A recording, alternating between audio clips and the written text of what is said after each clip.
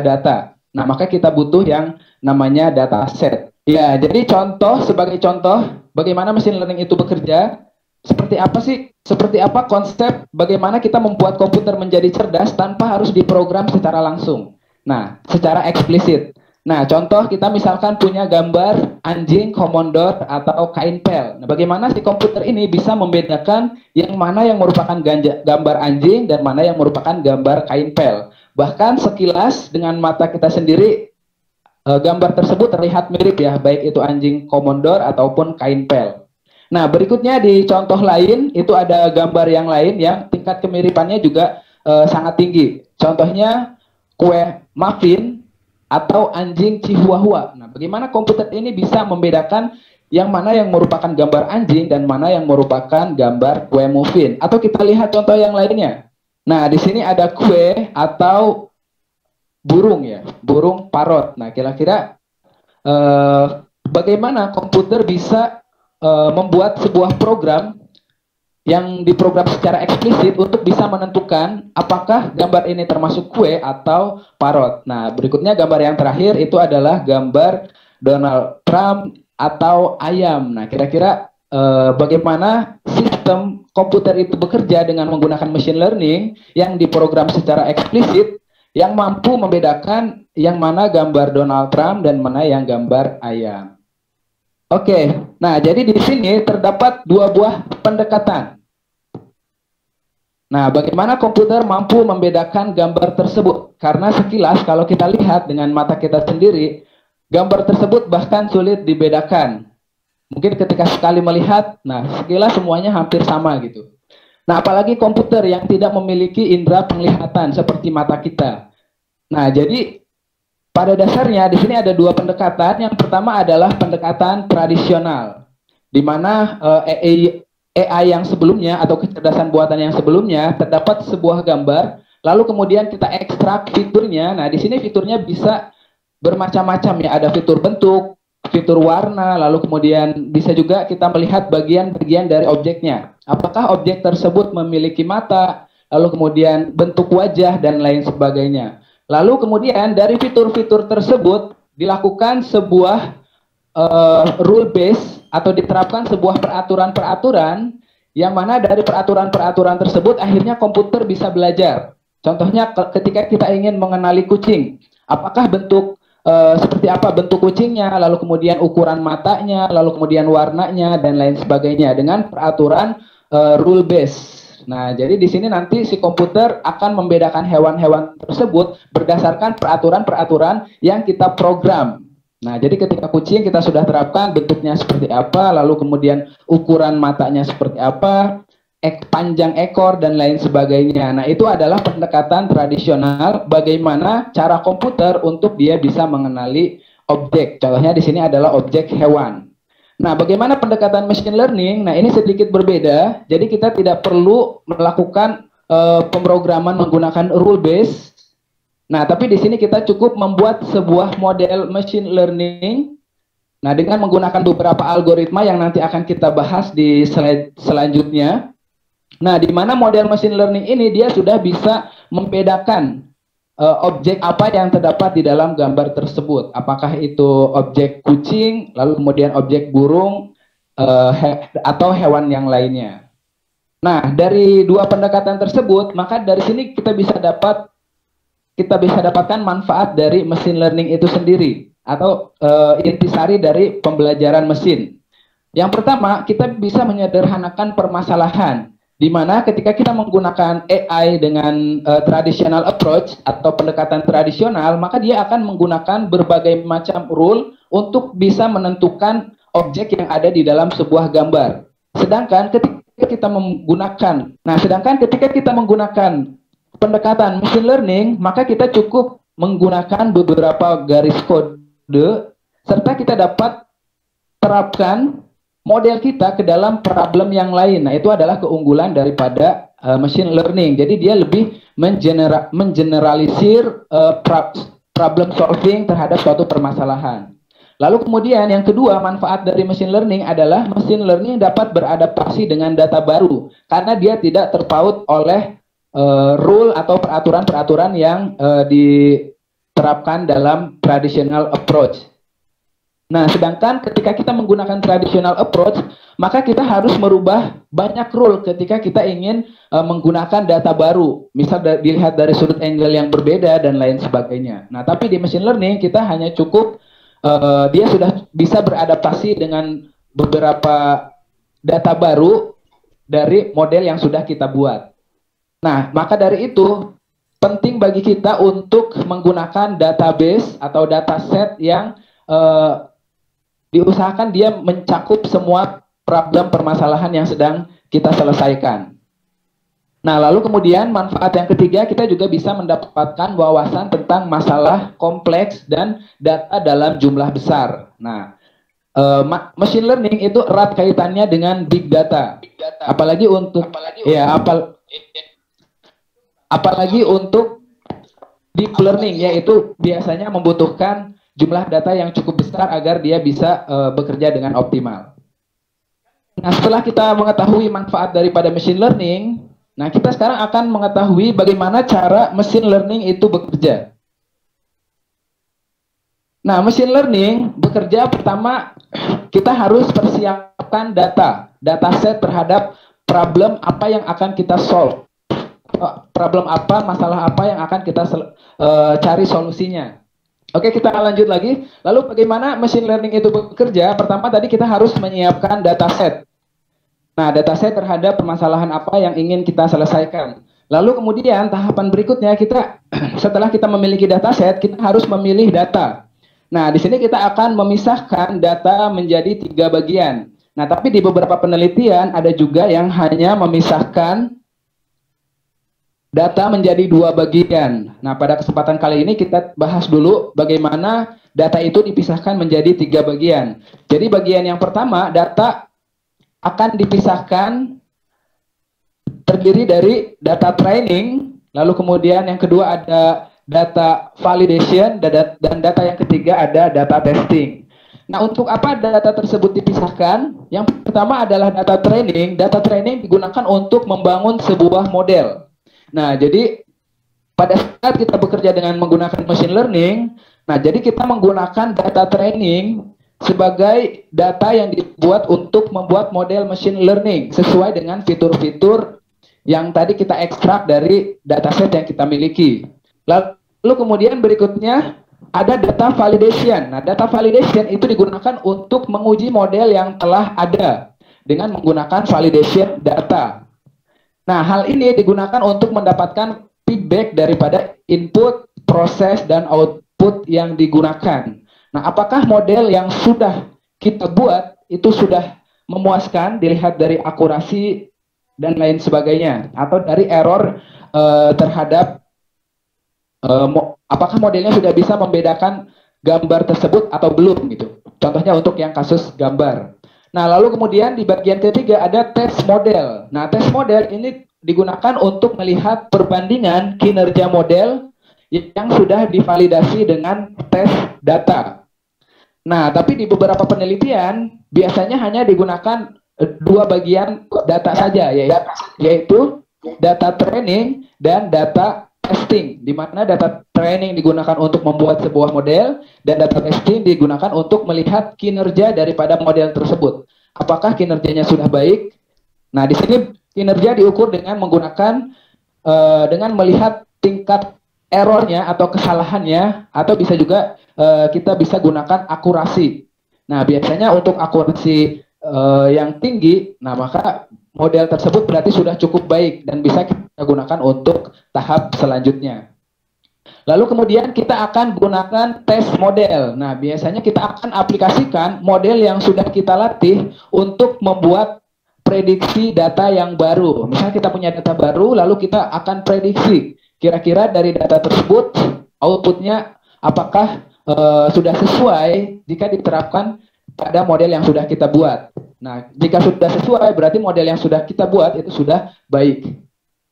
Nah, lalu kemudian jika belum, maka kita harus sesuaikan model yang sudah kita buat, yaitu dengan cara memperbaiki kinerja algoritma dengan data yang lebih banyak, atau fitur yang berbeda, atau parameter yang disesuaikan. Nah, alur daripada proses kerja machine learning kurang lebih seperti ini ya.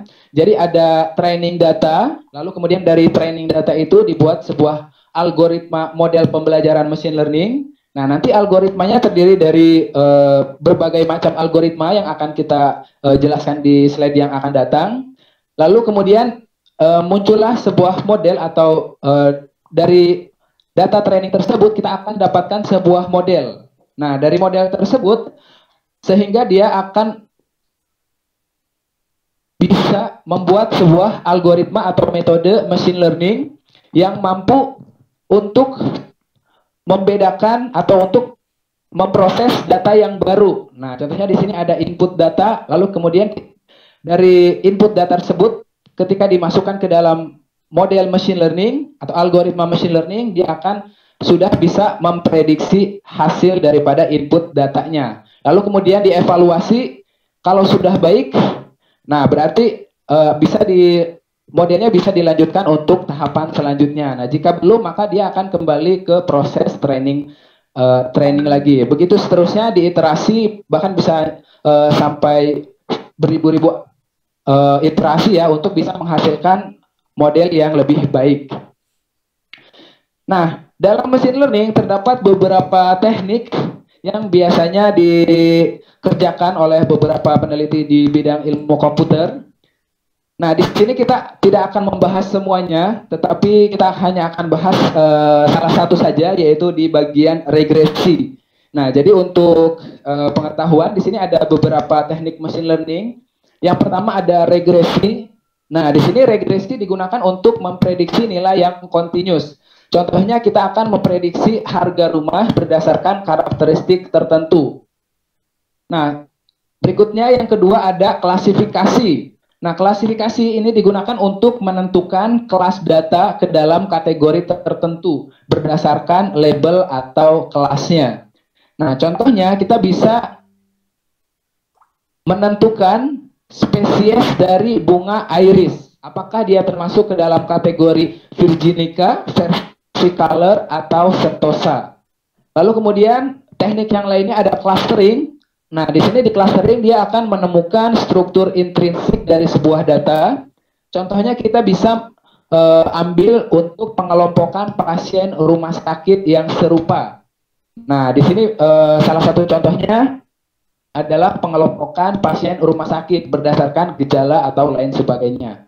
Nah, berikutnya ada association. Nah, di sini association dia akan mengaitkan item yang sering terjadi bersamaan. Contohnya untuk barang grosir apa yang biasanya dibeli bersamaan. Contohnya misal sikat gigi dan odol. Nah, itu bisa diolah dengan menggunakan teknik machine learning. Sehingga ketika nanti ada customer yang akan berbelanja di sebuah toko perbelanjaan, nah bagian toko dia bisa menyusun barang-barang apa saja yang bisa berdekatan. Contohnya seperti sikat gigi dan pasta gigi dan lain sebagainya. Nah, berikutnya selain 4 teknik tersebut ada juga teknik yang lain yang biasa dipelajari di machine learning. Contohnya ada deteksi anomali. Nah, di mana deteksi anomali ini dia digunakan untuk menemukan kasus abnormal yang tidak biasanya terjadi dalam sebuah data. Nah, contohnya di sini kita bisa menggunakan kasusnya untuk mendeteksi penipuan pada kartu kredit atau fraud detection. Nah, selain itu ada juga dimensionality reduction untuk mengurangi besar dimensi dari data, namun tidak mengurangi esensi daripada data tersebut. Lalu kemudian yang terakhir ada sistem rekomendasi atau recommender system. Nah, recommender system di sini digunakan untuk merekomendasikan item apa yang sesuai dengan perilaku pengguna atau dengan preference dari pengguna. Contohnya sistem rekomendasi video yang dilakukan oleh YouTube gitu. Makanya kalau misalkan di sini Bapak Ibu semua memiliki akun YouTube, nah biasanya biasanya YouTube akan merekomendasikan video-video yang sesuai dengan preference kita berdasarkan history atau riwayat video apa yang kita tonton sebelumnya. Nah, jadi di sini YouTube dia menggunakan data-data yang sudah mereka kumpulkan dari history atau riwayat yang video yang sudah kita tonton untuk mereka jadikan dataset dalam pembelajaran machine learning. Yang berikutnya, mereka bisa membuat sebuah sistem rekomendasi video apa yang kemungkinan kita akan lihat atau akan kita di bagian bahasan berikutnya. Setelah kita mengetahui beberapa teknik yang ada di dalam bidang ilmu machine learning, kita akan masuk ke contoh kasus machine learning. Nah, di sini ada beberapa contoh kasus yang akan saya tampilkan. Dan sebenarnya sudah kita bahas juga di bagian teknik-teknik machine learning. Nah, di bagian pertama contohnya adalah prediksi harga rumah. Nah, di sini contohnya ada aplikasi selamat datang di aplikasi cekhargarumah.com. Nah, aplikasi ini dibuat dengan menggunakan dataset dengan nama KC House. Nah, jadi bagi teman-teman yang sudah lama berkecimpung di machine learning atau big data atau data science, nah pasti sudah mengenal dataset ini ya, namanya dataset KC House. Nah, di situ terdapat dataset harga rumah berdasarkan spesifikasi, misal jumlah kamar mandi, jumlah lantai, jumlah kamar, luas ruang tamu, dan lain sebagainya. Nah, dari data tersebut kita bisa membuat sebuah aplikasi berbasis web bernama cekhargarumah.com. Nah, aplikasi ini dibuat dengan menggunakan salah satu library atau pustaka dari Python, yaitu aplikasi berbasis web khusus untuk data science atau machine learning. Nah, berarti kasus prediksi harga rumah ini termasuk ke dalam contoh kasus regresi untuk tekniknya itu sendiri. Lalu kemudian yang kedua ada kasus klasifikasi bunga iris. Nah, di sini juga sudah ada aplikasi klasifikasi data iris. Nah, jadi di sini kita bisa menentukan ketika kita memiliki dataset bunga iris, nah kita bisa mengetahui spesies bunga iris. Nah, apakah dia termasuk dalam kelas Virginica atau kelas versicolor atau sentosa. Nah, bagi teman-teman di sini atau Bapak Ibu semua yang bergerak di machine learning pasti sudah mengenal semua dataset iris. Biasanya dataset ini merupakan dataset sampel yang biasanya digunakan untuk pembelajaran model machine learning. Nah, berarti pada kasus ini teknik yang digunakan adalah teknik klasifikasi. Bagaimana kita bisa menentukan? Ya, jadi di sini ada contoh kasus yang lain, yaitu prediksi pertandingan Liga Inggris. Nah, jadi bagi teman-teman di sini yang ingin memprediksi kira-kira ketika ada sebuah klub Manchester City bermain dengan Arsenal, lalu kemudian Manchester City sebagai home team dan Arsenal sebagai away team, kira-kira kita bisa prediksi mana yang akan menang dari kedua pertandingan tersebut. Nah, hal tersebut bisa digunakan atau bisa diprediksi menggunakan algoritma machine learning untuk tipe klasifikasi. Oke, berikutnya. Nah, di sini selain aplikasi-aplikasi yang sudah tadi saya jelaskan, ada prediksi harga rumah, klasifikasi dataset iris, lalu prediksi pertandingan Liga Inggris, ada juga beberapa aplikasi machine learning yang lainnya. Contohnya seperti sistem recommender atau sistem rekomendasi YouTube, lalu kemudian televisi atau film, lalu kemudian bisa juga digunakan untuk rekomendasi ketika seseorang atau ketika customer ingin mengajukan sebuah pinjaman. Nah, selain itu, machine learning bisa juga digunakan untuk membuat chatbot atau bisa juga untuk image recognition. Nah, ini tentu berhubungan juga dengan bidang ilmu yang lainnya. Contohnya seperti pengolahan citra ya, atau video. Nah, itu beberapa aplikasi yang bisa kita buat dengan menggunakan machine learning.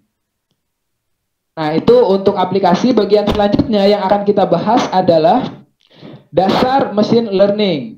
Nah, pertama kita akan bahas dulu bahasa pemrograman yang kebanyakan para peneliti gunakan untuk membuat model machine learning, yaitu adalah bahasa pemrograman Python. Nah, pada bahasa pemrograman Python terdapat beberapa library Python yang bisa kita gunakan untuk membuat model machine learning. Yang pertama adalah Pandas. Nah, Pandas ini digunakan untuk berkoordinasi dengan dataset, membaca dataset, menampilkan dataset, dan lain sebagainya. Lalu kemudian ada scikit-learn.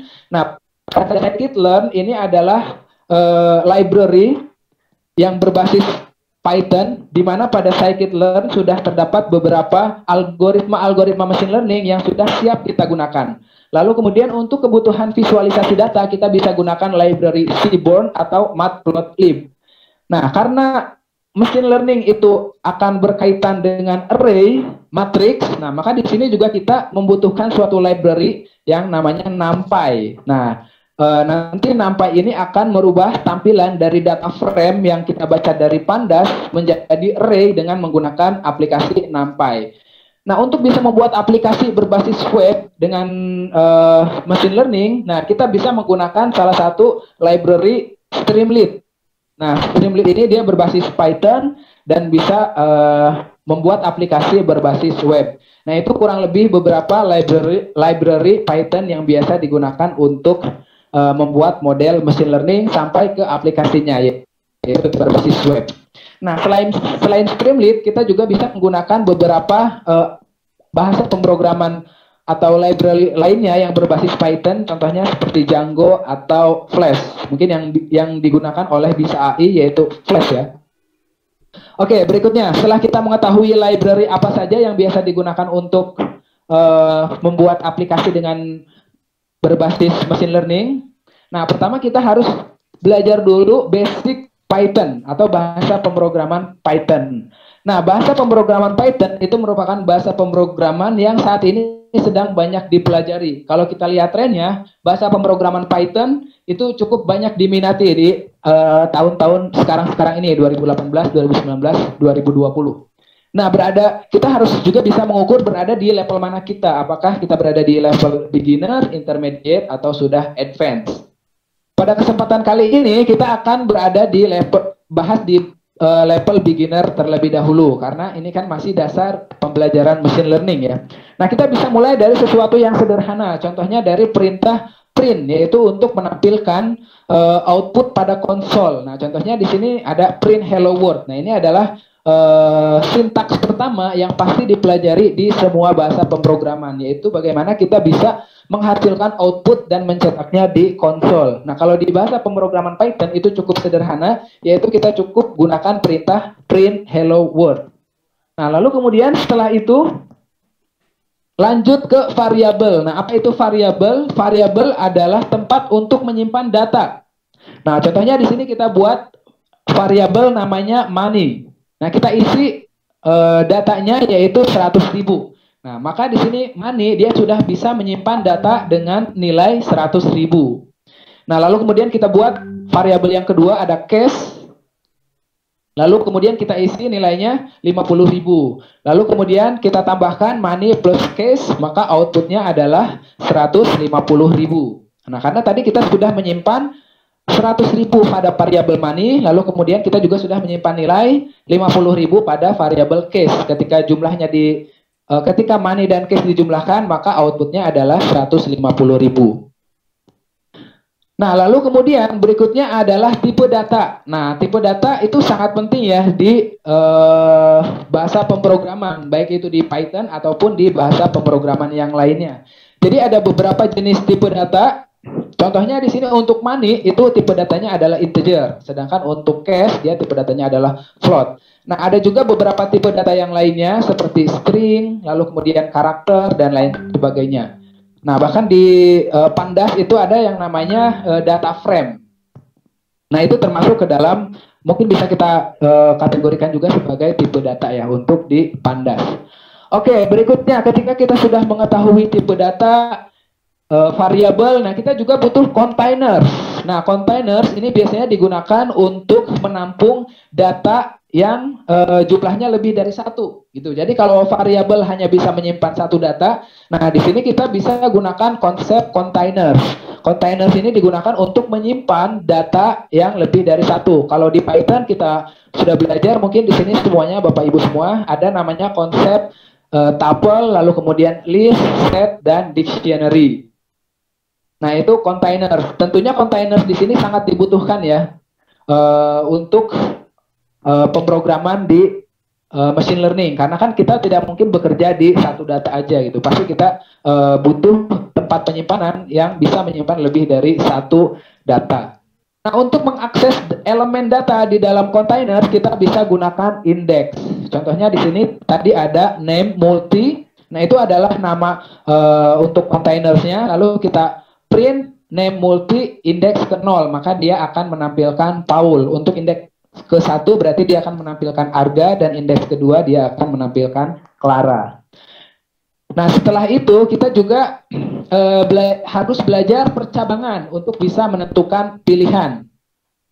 Nah, contohnya di kasus ini kita misal punya variabel namanya GPA dengan nilai 3,01. Nah, lalu di sini kita buat sebuah percabangan dengan menggunakan. Nah, di sini kita bisa gunakan percabangan if, elif, dan else. Setelah kita belajar percabangan, biasanya kita juga akan mempelajari perulangan atau looping. Nah, looping atau perulangan ini biasanya digunakan untuk iterasi. Jadi misal kita butuh pada proses ketika kita membuat algoritma machine learning, kita butuh proses iterasi atau perulangan. Nah, kita bisa gunakan looping, bisa gunakan for atau while looping. Nah, selanjutnya setelah kita belajar perulangan, kita bisa belajar juga yang namanya fungsi. Nah, ini juga di mata kuliah kalkulus atau di matematika kita sudah belajar ya, apa itu fungsi. Nah, fungsi adalah pemetaan input untuk mendapatkan output atau hasil berdasarkan rumus tertentu. Nah, contohnya di sini kita punya fungsi, nama fungsinya adalah hitung bulan. Nah, jadi kalau di Python, untuk membuat sebuah fungsi itu dimulai dengan sintaks def. Jadi def hitung bulan, lalu kemudian di sini adalah input argumen. Nah, jadi inputnya tahun. Nah, lalu titik 2. Nah, jadi di sini ada return value atau nilai yang akan dikembalikan ketika kita menjalankan fungsi def hitung bulan. Nah, jadi di sini return tahun dikali 12. Nah, jadi pada fungsi ini dia sudah bisa menghitung bulan dari input tahun ketika dia dimasukkan ke dalam fungsi def hitung bulan. Contohnya di sini hitung bulan dalam kurung 25. Nah, jadi output yang akan muncul yaitu adalah 300. Nah, jadi nanti 25 dikali 12, maka hasilnya adalah 300 bulan. Jadi dalam 25 tahun itu ada 300 bulan. Nah, kurang lebih seperti itu. Nah, berikutnya selain belajar fungsi, nah biasanya untuk bahasa pemrograman kita juga belajar konsep yang namanya pemrograman berorientasi objek yang direpresentasikan dengan kelas.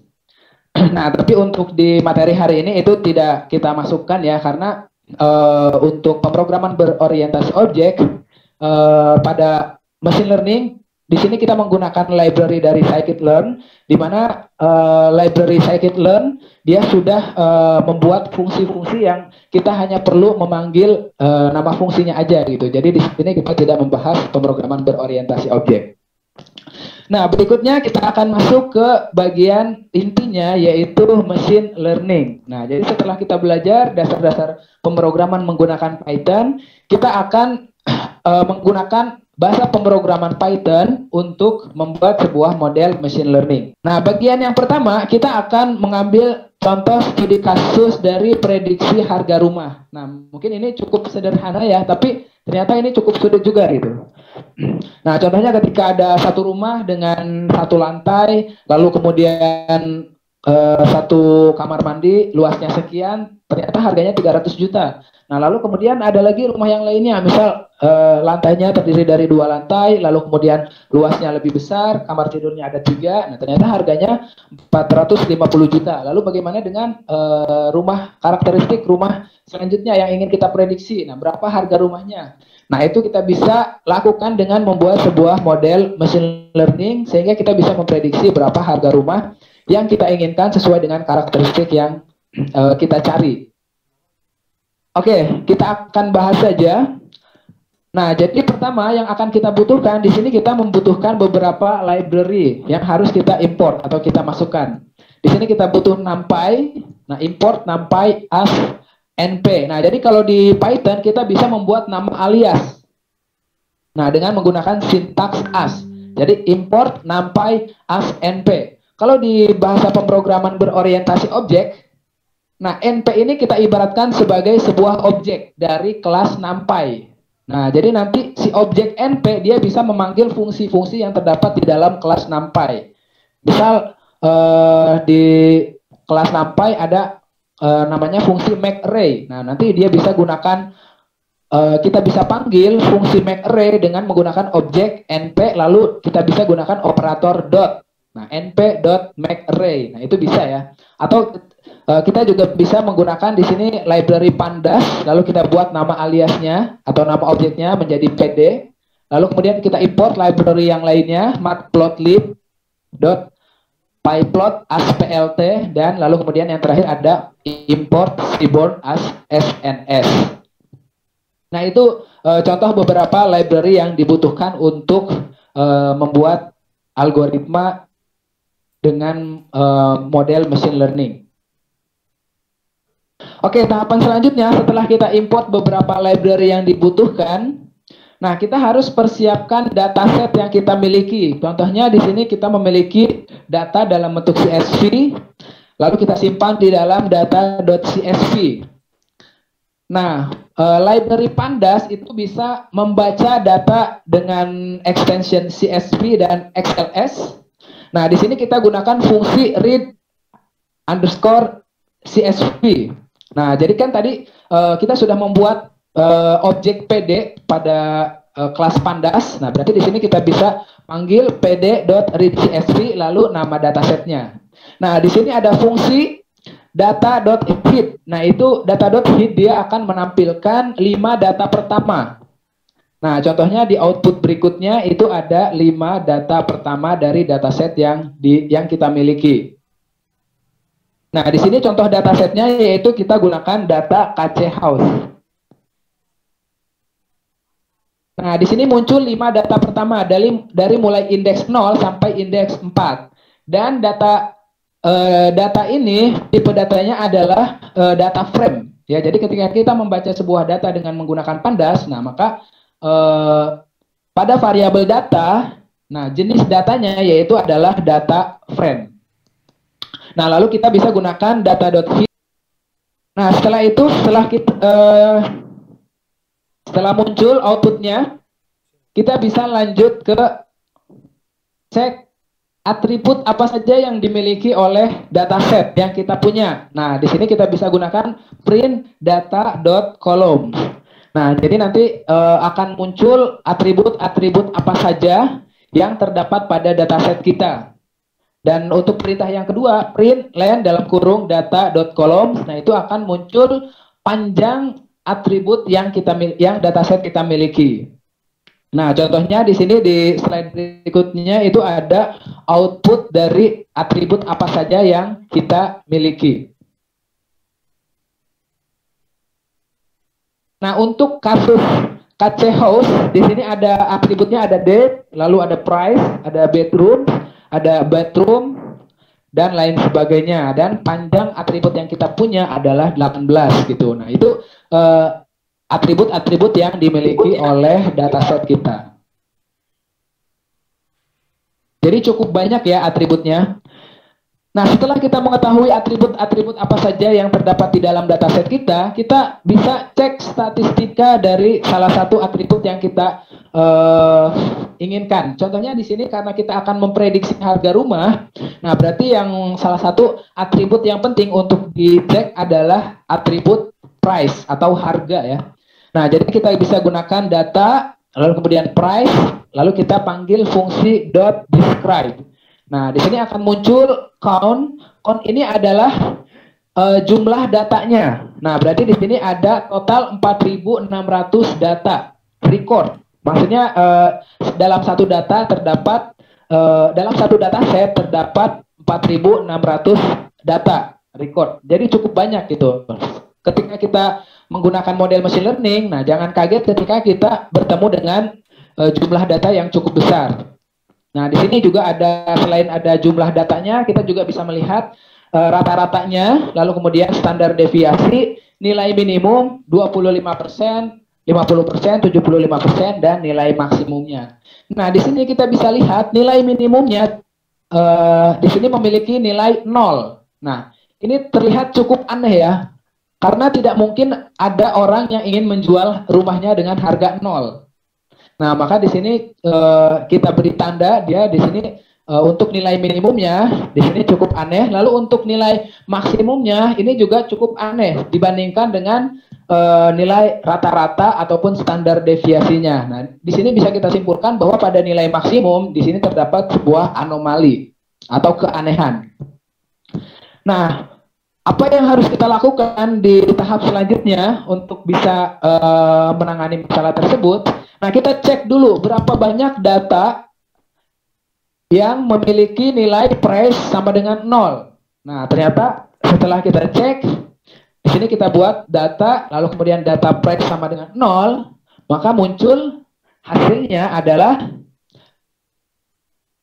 total data dengan price sama dengan 0 itu cukup banyak. Nah, di sini ada totalnya sebanyak 49 data. Nah, itu cukup aneh ya, karena tidak mungkin gitu ada orang yang ingin menjual rumahnya seharga 0 rupiah. Nah, lalu kemudian kita cek yang bagian anomali. Nah, ternyata di sini untuk yang bagian anomali dengan sintaks yang sama yaitu data, lalu data price sama dengan nilai yang anomali 26 juta sekian. Nah, ternyata setelah dicek jumlah data yang anomali atau yang maksimum itu hanya ada 1 data. Nah, ini cukup sedikit ya. Jadi kita hanya menemukan 1 data anomali saja gitu. Nah, mungkin rumahnya sangat mewah gitu. Arsitekturnya lain daripada yang lain atau lain sebagainya gitu ya. Nah, jadi kalau kita berhadapan dengan data raw atau data mentah itu cukup banyak sekali tahapan-tahapan yang harus kita olah gitu. Maka ada di machine learning itu namanya konsep yang namanya pre-processing, di mana kita harus membuat data yang tadinya data mentah, kita harus melakukan pre-processing agar datanya siap untuk diolah dengan menggunakan algoritma machine learning. Nah, maka apa yang harus kita lakukan di tahap selanjutnya setelah kita mengetahui jumlah banyak data yang aneh dengan price sama dengan 0 ataupun kita menemukan data yang anomali, maka kita lanjutkan saja gitu. Kita analisa atribut yang lainnya. Mungkin ada beberapa atribut yang tidak, mungkin nanti akan ada beberapa atribut yang tidak berpengaruh terhadap penentuan harga rumah. Atau kita lakukan sesuatu hal yang lebih banyak. Contohnya kita bisa menghilangkan missing value atau mengganti dengan nilai yang sesuai dengan kaidah-kaidah yang berlaku. Nah, berikutnya kita juga bisa mencari korelasi antar fitur dan kelasnya untuk melihat seberapa besar pengaruh fitur atau atribut terhadap kelasnya. Nah, salah satu solusi yang bisa kita terapkan untuk menghandle masalah nilai yang aneh ataupun nilai yang terdapat keanehan atau anomali, nah kita bisa lakukan proses penyeleksian dengan menggunakan range kuartil. Nah, seperti yang dilakukan pada slide berikutnya, yaitu ini adalah contoh solusi yang bisa kita terapkan. Pertama kita cari dulu lower bound-nya atau batas bawah, lalu kemudian kita cari upper bound-nya, batas atas. Nah, di sini lower bound-nya kita gunakan rumus Q1 kuartal yang pertama yang 25% dikurang 1,5 dikali Q3 dikurang Q1. Lalu untuk upper bound-nya Q3 ditambah 1,5 dikali Q3 min Q1.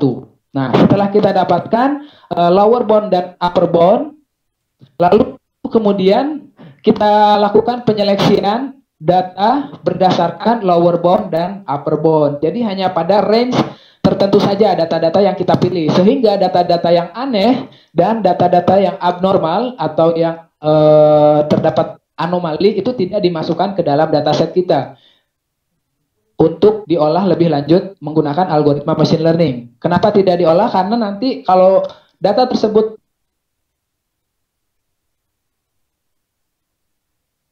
ketika data yang tidak sesuai dimasukkan ke dalam model machine learning, otomatis modelnya tidak akan optimal, tidak akan menunjukkan hasil yang yang diharapkan.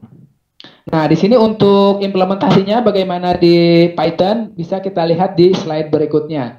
Jadi kita pertama cari dulu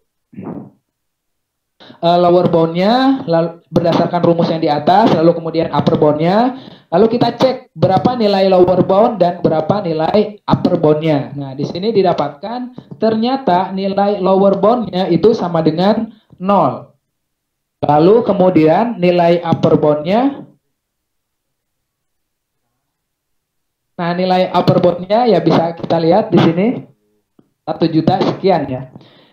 Nah, apa yang harus dilakukan jika hasil lower bound-nya adalah negatif?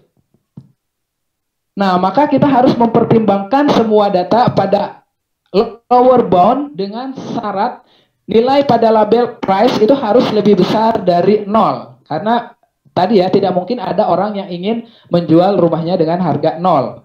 Nah, ketika misal nilai lower bound-nya 100.000, nah berarti kita akan mengambil data lower bound-nya itu dimulai dari 0, dimulai dari 100.000 sampai ke batas upper bound-nya. Nah, setelah kita dapatkan nilai lower bound dan upper bound, maka kita buat sebuah variabel bernama data clean.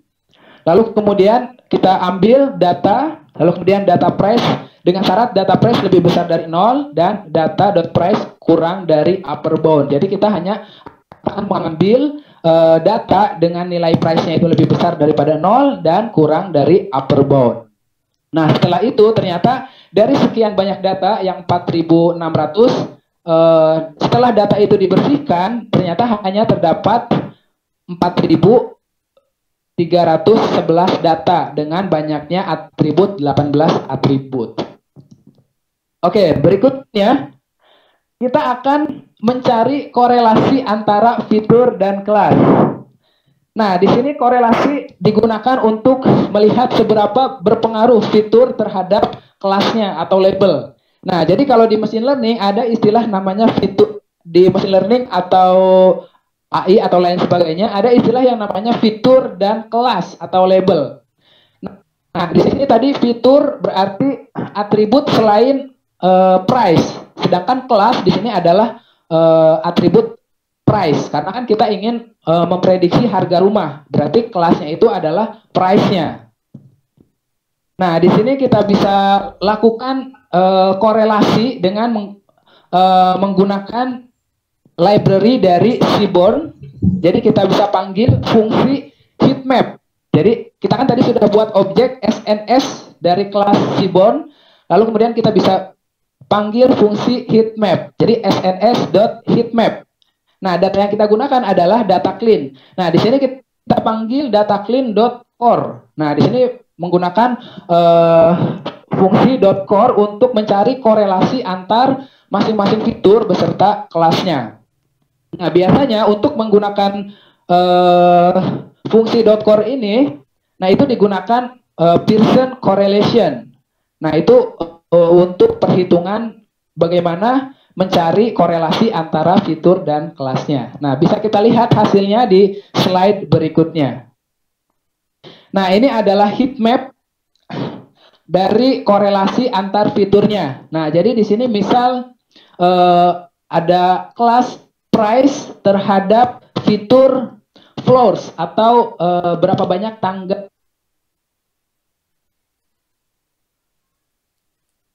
rumah tersebut. Nah, jadi di sini ada kelas price terhadap, misal kita mau cari terhadap korelasi terhadap floor. Nah, di sini ada nilainya ya. Ataupun terhadap atribut yang lainnya.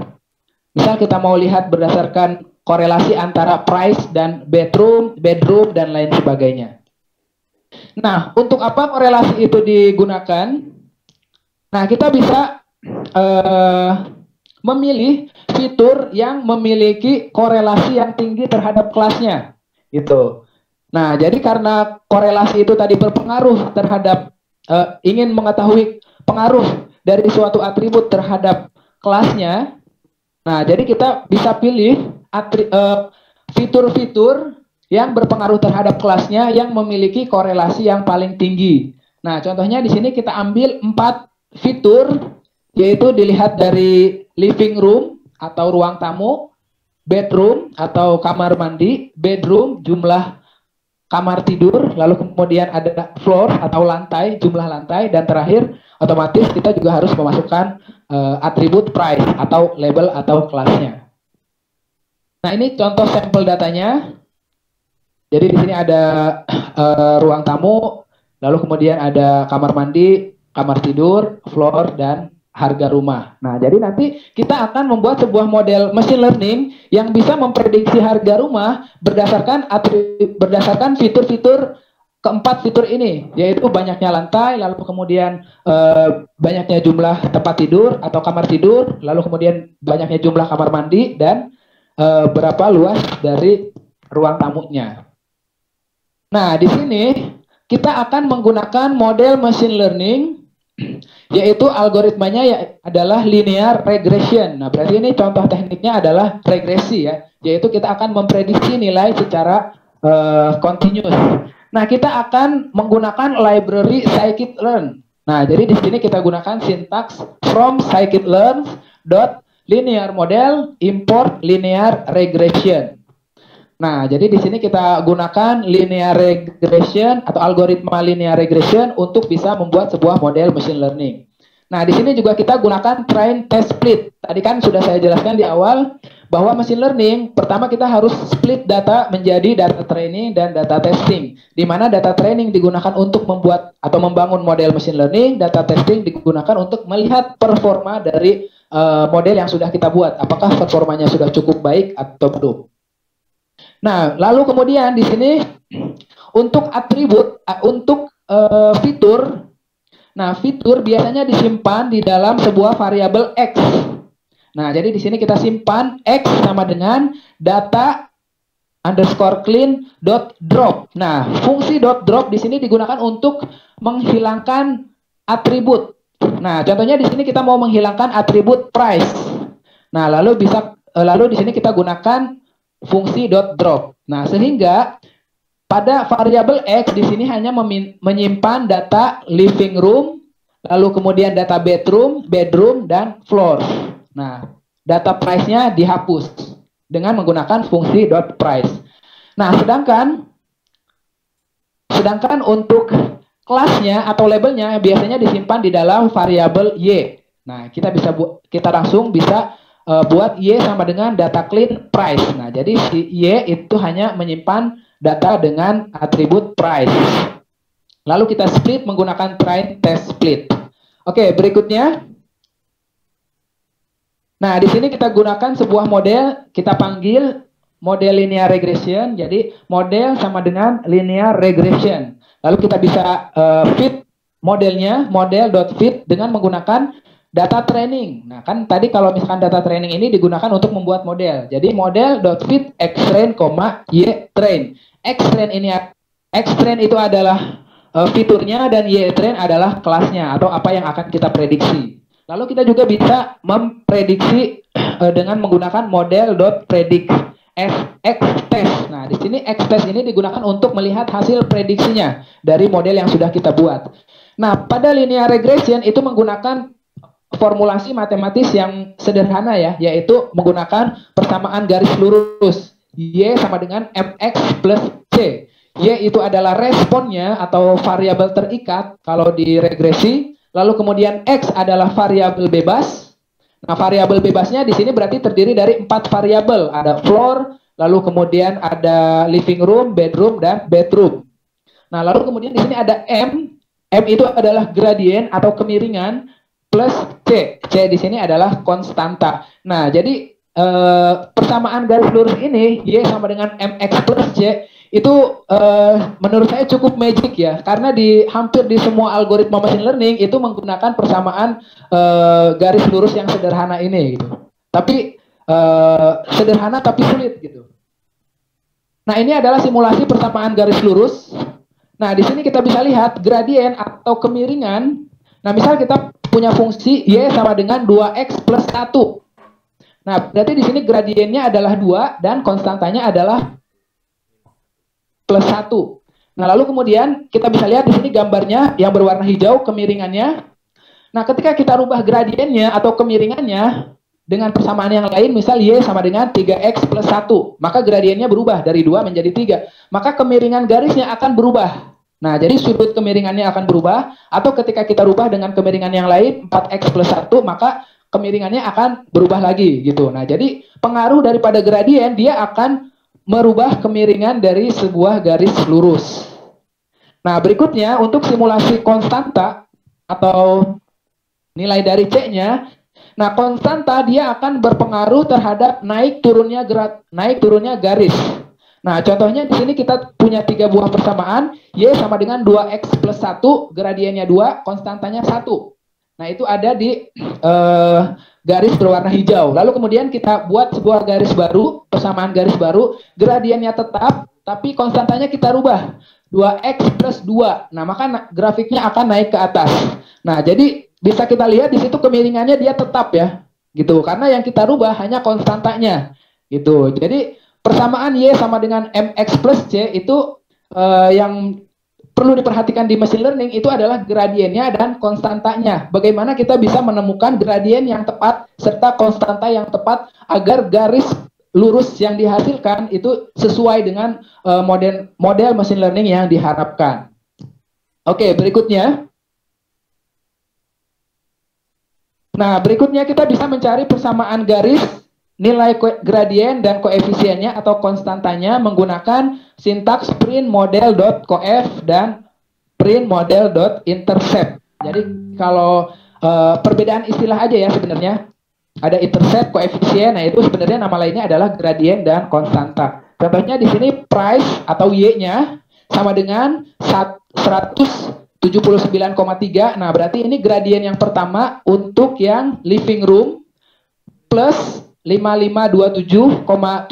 Nah, ini berarti gradien yang kedua untuk variabel bathroom minus 28018,6 itu untuk gradien bedroom dan selanjutnya. Nah, konstantanya yaitu adalah 170132. Nah, itu adalah konstantanya.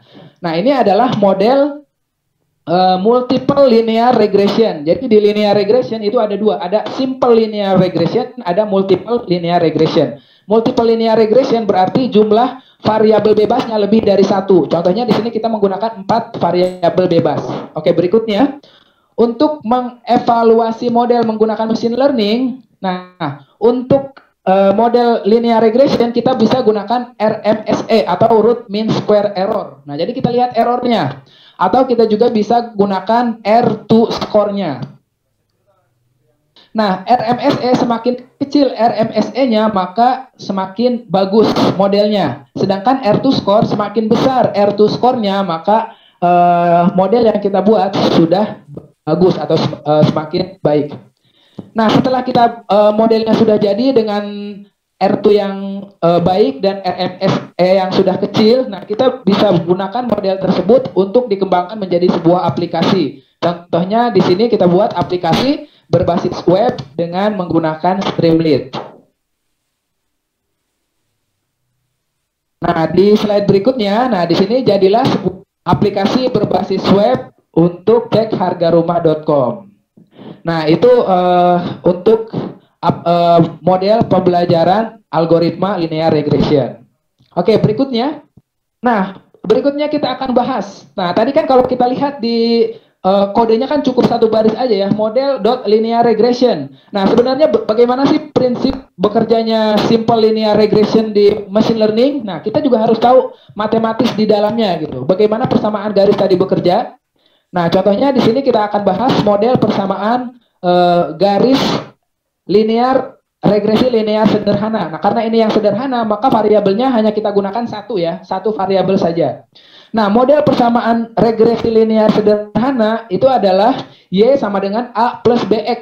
Nah, terkadang ketika kita menemukan sebuah persamaan matematis, simbol persamaannya itu bisa beda-beda gitu. Itu jangan kaget ya, karena itu biasa gitu di jurnal-jurnal. Kalau kalian temukan rumus yang berbeda tetapi sebenarnya itu sama, itu sebenarnya hal yang wajar. Karena biasanya penulis melakukan itu digunakan untuk menghindari plagiat juga gitu. Jadi simbolnya dia rubah dengan variabel atau dengan simbol yang lainnya. Contohnya di sini Y sama dengan A plus BX. Nah, berarti di sini kita tahu B itu adalah sebagai gradien atau di sini nama lainnya adalah koefisien regresi. Nah, itu jadi sama aja ya. Gradien, kemiringan, koefisien regresi atau slope itu sama. Nah, itu menunjukkan besaran respon yang ditimbulkan oleh prediktor. Prediktor ini adalah variabel bebas atau X. Nah, X ini adalah variabel prediktornya atau variabel faktor penyebabnya. Y adalah variabel responnya atau variabel akibatnya atau dependent variabelnya. Di mana A adalah konstantanya. Nah, jadi nanti kita akan mencari persamaan garis lurus tadi tuh yang sesuai dengan data yang kita miliki. Nah, di sini besarnya konstanta A dan B itu dapat ditentukan dengan menggunakan persamaan rumus berikut. Ya, A bisa dicari dengan sigma YI dan seterusnya, lalu kemudian B kita bisa cari dengan N dan seterusnya. Nanti akan kita bahas di slide berikutnya, di mana N adalah jumlah datanya. Nah, untuk tahapannya itu sendiri, pertama kita harus menentukan tujuan dari analisa regresi linear sederhana, lalu kemudian kita harus mengidentifikasi variabel prediktor dan variabel responnya, terus mengumpulkan data dalam bentuk tabel, lalu menghitung X kuadrat, Y kuadrat, XY, dan total dari masing-masingnya, lalu menghitung A dan B menggunakan rumus yang telah ditentukan, dan membuat model persamaan garis regresi. Lalu tahapan berikutnya adalah memprediksi terhadap variabel prediktor atau responnya. Dan yang terakhir kita bisa uji korelasinya atau uji modelnya. Nah, misal di sini kita punya satu contoh kasus, yaitu penentuan berat badan.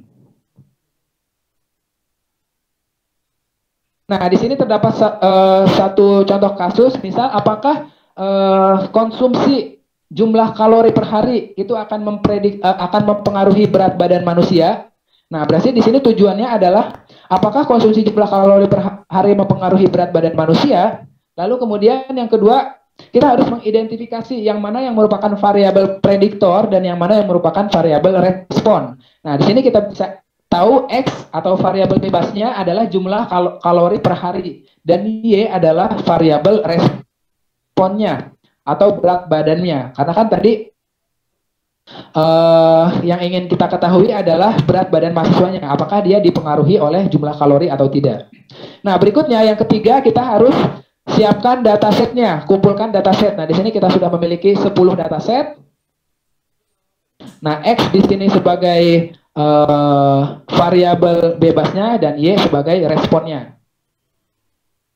Nah, berikutnya kita buat tabel bantu yang akan menghitung nilai X kuadrat, Y kuadrat, XY serta penjumlahannya atau sumnya. Karena kan tadi di formula untuk menentukan A dan B itu butuh sum daripada Y kuadrat, X kuadrat, dan perkalian antara X dan Y. Oke, setelah kita buat tabel bantunya, nah ini bisa dibuat dengan menggunakan Excel. Kita cari koefisien A. Nah, ternyata di sini kita dapatkan sigma YI. Nah, berarti yang YI-nya ya ini 643 dan seterusnya. Nah, kita dapatkan ternyata nilai konstanta A adalah 2,6 sekian. Sedangkan nilai gradien dari B adalah 0,149.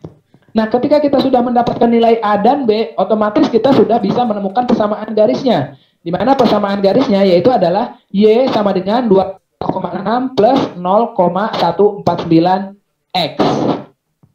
Berikutnya setelah kita mendapatkan persamaan garisnya, nah kita bisa menguji untuk data yang baru. Nah, sebelum diuji kita cari dulu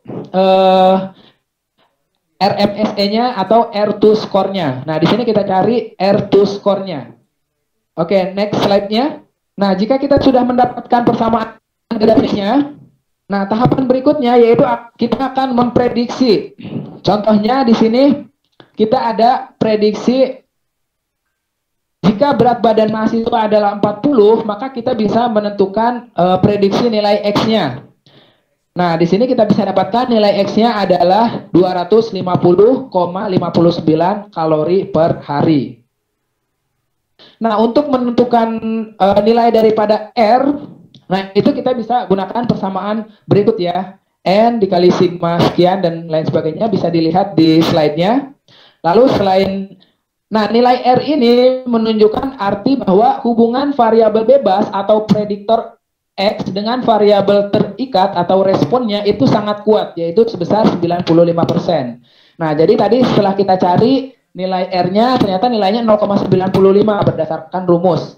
Nah, jadi berat badan memang sangat dipengaruhi oleh konsumsi kalori per hari. Nah, lalu kemudian ada koefisien determinasi atau R2 score. Nah, R2 score di sini berarti kita tinggal mengkuadratkan nilai R sehingga didapatkan di sini R2 score-nya adalah 0,90. Nah, ini berarti bahwa 90% dari variabel bebas atau prediktor X dapat menerangkan atau menjelaskan variabel respon, di mana 10%-nya tidak yakin bahwa variabel X menerangkan variabel Y. Nah, contoh kasus yang kedua yaitu adalah prediksi pengaruh volume mesin terhadap CO2, emisi CO2. Nah, di situ di slide sudah ada engine size atau ukuran mesin, volume mesin terhadap CO2 emission. Nah, jadi di sini pertama kita tentukan dulu yang mana independent variable dan yang mana dependent variable. X dan Y-nya kita tentukan, X-nya adalah independent variable dan Y-nya adalah dependent variable. X-nya kita bisa simpulkan bahwa volume mesin sebagai independent variable dan Y-nya adalah CO2 emission-nya. Setelah itu dengan teknik yang sama, linear regression, ternyata di sini kita bisa dapatkan persamaan garisnya yang berwarna hitam. Nah, sedangkan titik-titik yang berwarna biru itu adalah data-datanya, plotting data-datanya, data-data yang kita miliki, CO2 emission. Nah, untuk CO2 emission ini datanya dari Kanada ya, data CO2 emisi dari Kanada. Nah, di sini ditampilkan 10 data pertama aja. Jadi di sini ada 10 data pertama dengan menggunakan fungsi .heat dalam kurung 10. Nah, maka dia akan muncul 10 data pertama. Sedangkan jumlah asli datanya itu tidak hanya 10, tapi lebih dari 10. Jumlah banyak data di sini divisualisasikan dengan titik berwarna biru. Nah, di sini kita bisa menghitung persamaan regresi linearnya menggunakan rumus Y topi sama dengan theta 0 ditambah theta 1 X1. Nah, di sini sekali lagi formulanya berbeda. Nah, tapi ingat, kita harus selalu mengetahui gitu bahwa formulasi ini sebenarnya sama dengan rumus regresi linear yang sebelumnya, Y sama dengan mx kuadrat atau Y sama dengan A plus bx, itu sama aja. Berarti di sini kita bisa simpulkan bahwa theta 0 itu merupakan konstanta dan theta 1 merupakan gradiennya atau kemiringannya. Nah, kita bisa mencari MSE atau mean square error dengan formula 1/n sigma YI dikurang Y topi kuadrat. Nah, YI min Y topi ini adalah errornya. Jadi mean square error. Jadi errornya di square atau dikuadratkan lalu dicari rata-ratanya. YI adalah label aslinya, Y topi ini adalah hasil prediksinya. Contohnya di sini di slide-nya ada engine size berukuran 5,4. Nah, ternyata data aslinya sebenarnya untuk engine size 5,4 CO2 emisinya adalah 250. Tapi berdasarkan linear regression hasilnya adalah 340. Nah, berarti di sini Y topinya sama dengan 340, Y-nya adalah 250. Maka terdapat error. Errornya adalah selisih antara data sebenarnya dikurang hasil prediksinya. Jadi 250 dikurang 340. Hasil errornya adalah minus 90. Maka nilai MSE-nya kita bisa cari menggunakan formula berikut untuk seluruh data ya. Jadi kita harus cari untuk setiap datanya. Nah, seperti itu. Lalu berikutnya, nah di sini contohnya kita ingin memprediksi data yang baru. Ketika engine size-nya 2,4, berarti kita tinggal masukkan aja ke formula persamaan garisnya, yaitu 1,25 dikali 39 dikali 2,4. Nah, ternyata hasil prediksinya adalah 218,6 untuk engine size 2,4 menggunakan model machine learning dengan algoritma simple linear regression. Nah, ini contoh aplikasi prediksi CO2 emission menggunakan berbasis web menggunakan Streamlit. Nah, mungkin itu materi yang saya sampaikan untuk roundtable hari ini. Terima kasih kepada semua peserta yang sudah bergabung. Sebelumnya saya mau mengucapkan disclaimer dulu ya. Jadi slideshow yang saya tampilkan saat ini itu merupakan slideshow gabungan dari program FGA atau Fresh Graduate Academy yang diadakan oleh Kominfo, dan juga saya gabung dengan workshop yang saya ikuti dari Shopee. Jadi saya juga sama masih belajar seperti Bapak Ibu semua di sini terkait dengan machine learning, karena ini cukup menarik ya. Jadi saya gabung antara slideshow di FGA, workshop Shopee, dan beberapa tugas dari mahasiswa saya, yaitu tugas untuk membuat web menggunakan Streamlit dengan menggunakan algoritma machine learning. Nah, jadi cukup sekian dari saya. Tadi baru kita bahas satu algoritma ya.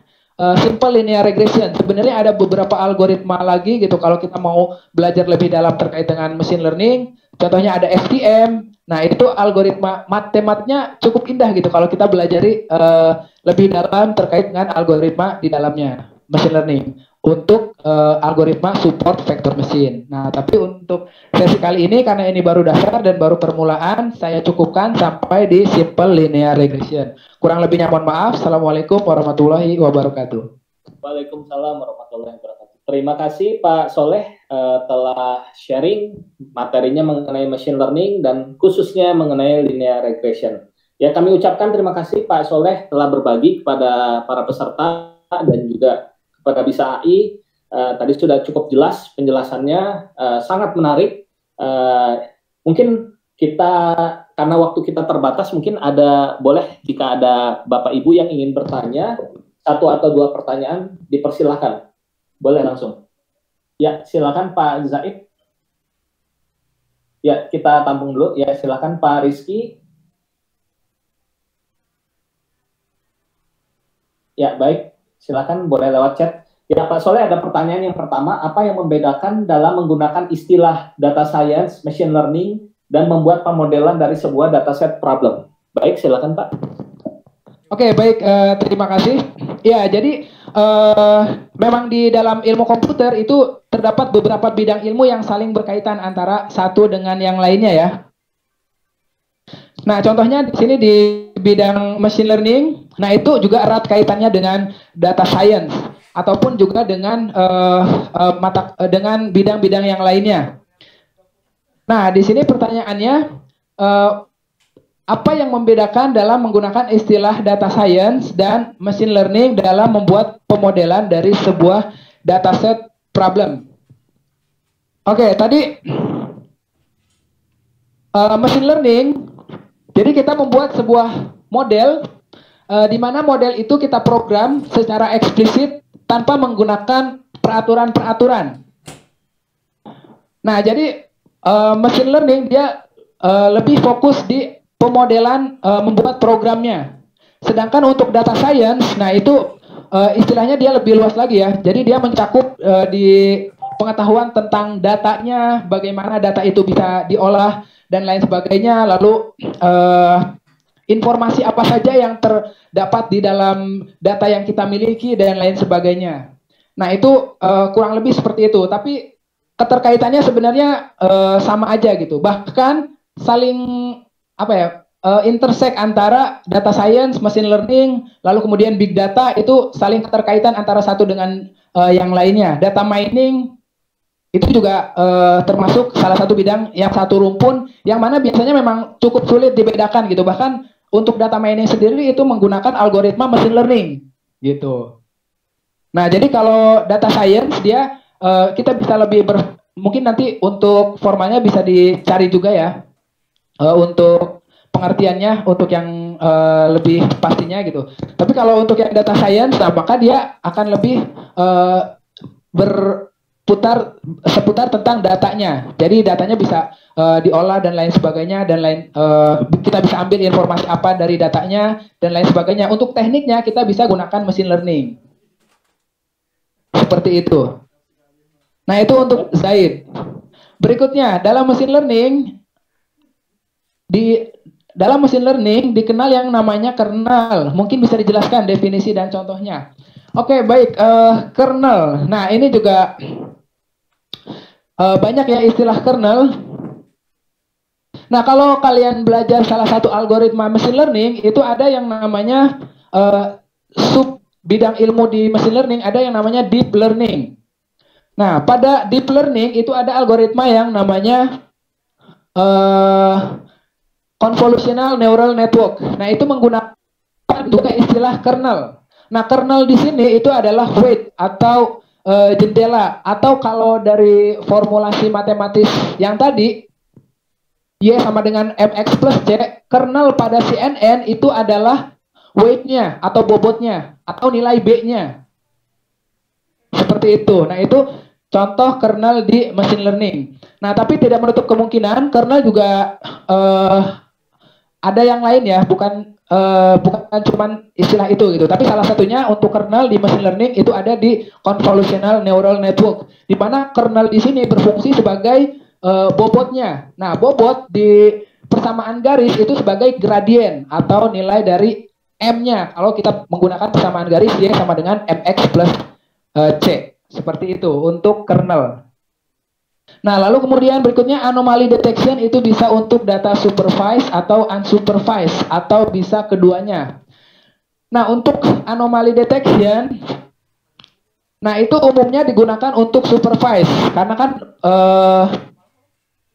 berarti kan untuk anomaly detection hasilnya itu berarti yang berupa anomali. Nah, makanya dia butuh label. Nah, kalau yang butuh label berarti kita masuknya ke ranah data supervised. Nah, kalau yang unsupervised, bagaimana cara kita mengetahui dia anomali kalau ternyata labelnya aja nggak ada gitu. Nah, jadi untuk anomali dia untuk yang supervised. Berikutnya, klasik regresi di big data, apakah perlu atau tidak? Soalnya tadi tidak dibahas. Oke, jadi untuk regresi itu juga bisa diterapkan di big data. Jadi kalau misalkan datanya banyak, nah, dengan fiturnya banyak, berarti kita bisa pakai multiple linear regresi dengan jumlah fitur atau jumlah variabel bebasnya itu lebih dari satu. Dan tadi juga untuk kasus datanya itu kan 4.600 data itu cukup banyak ya. Walaupun nanti di big data itu lebih besar lagi gitu. Kalau teman-teman main atau Bapak Ibu semua main di Kaggle, itu jumlah datanya bisa ratusan ribu gitu. Nah, jadi kesimpulannya kalau untuk yang klasik atau simple linear regresi, kayaknya untuk big data itu tidak ya, tapi untuk multiple linear regresi di mana jumlah dari variabel bebasnya lebih dari satu itu memungkinkan untuk kita bisa mengolah big data. Lalu apakah model tadi sudah terpenuhi atau tidak? Nah, kalau tadi kita lihat modelnya itu dari R2 score-nya itu kan 0,36 ya. Nah, 0,36 itu masih cukup kecil gitu untuk model linear regresi. Usahakan supaya nilai R2 score-nya besar atau bahkan bisa mencapai 90 atau 95%. Khususnya untuk bidang kesehatan, nah itu karena cukup fatal kalau terjadi kesalahan, biasanya error rate-nya harus kecil atau akurasinya harus besar gitu untuk bisa modelnya itu digunakan di dalam aplikasi yang nanti akan kita kembangkan.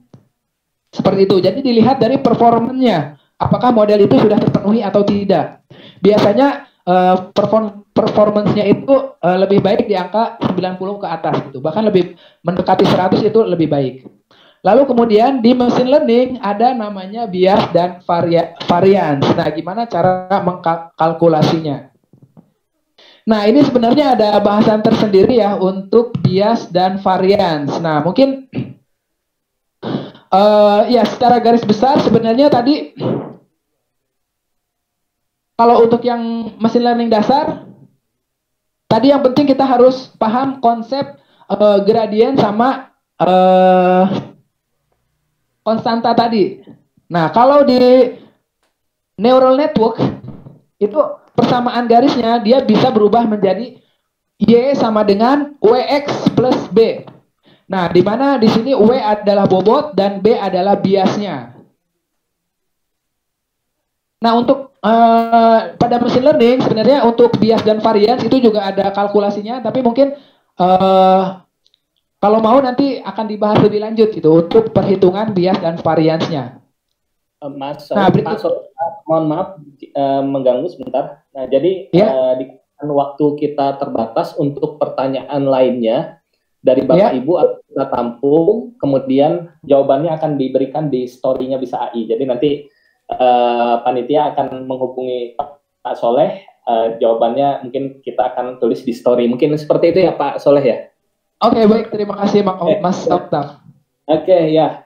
Oke, Bapak Ibu semua, mungkin sesi roundtable yang kedua pada hari ini kita cukupkan sekian. Terima kasih kami ucapkan kepada Pak Muhammad Soleh MKOM yang sudah berbagi kepada kita semua. Mungkin kita akan mengundang lagi Pak Soleh untuk di edisi berikutnya. Bagi Bapak Ibu juga jangan lupa kita masih ada event-event lainnya. Silakan simak eventnya di Instagram Bisa AI ataupun di YouTube channel. Mungkin saya mewakili panitia mengucapkan terima kasih yang sebesar-besarnya.